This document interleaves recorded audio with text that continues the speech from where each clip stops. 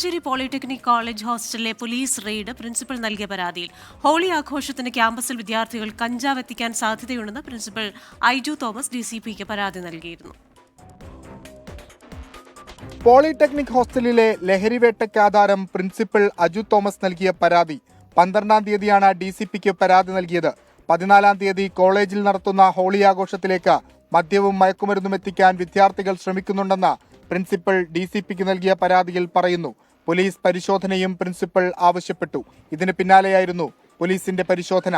Polytechnic ഹോസ്റ്റലിൽ മുൻപും വ്യാപകമായി മയക്കുമരുന്ന് എത്തിയിട്ടുണ്ടെന്നാണ് പോലീസ് കണ്ടെത്തൽ.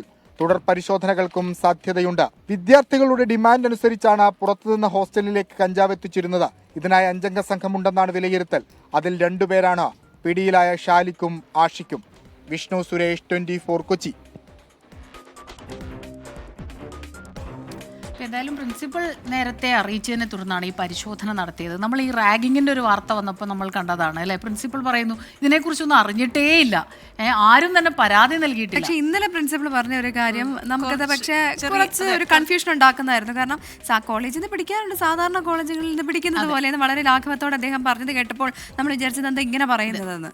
അപ്പോൾ അത് സർവ്വസാധാരണമാണോ? പക്ഷെ പറയാൻ പറ്റില്ല. എന്താ വെച്ചാൽ ഇത് പല കോളേജസിലും ഇതുണ്ടെന്നാണ് നമ്മൾ പലരും ഒളിഞ്ഞും തെളിഞ്ഞും ഒക്കെ പറയുന്നത്. ഇതുപോലൊരു വാർത്ത വരുമ്പോഴാണ് ഈ കോളേജിൽ ഇതിങ്ങനെ ഉണ്ട്, പക്ഷെ ഇനി പലയിടത്തും ഇതുപോലെ ഉണ്ടാകാം. എന്തായാലും ലക്ഷ്യം എന്നുള്ളത് ഈ ലഹരി ഉപയോഗം അത് പൂർണ്ണമായും ഇല്ലാതാക്കാൻ എന്ത് ചെയ്യാം, ഈ ആക്രമണങ്ങളൊക്കെ തന്നെ തടയണമെങ്കിൽ ആദ്യം അത് തന്നെ ചെയ്യണം. അപ്പോൾ ഈ രീതിയിലുള്ള പരിശോധനകൾ നടക്കണം. പക്ഷേ ഏറ്റവും പ്രധാനമായത് ഇതിൽ ഒരു ഇടപെടലുകളും നടക്കാൻ പാടില്ല.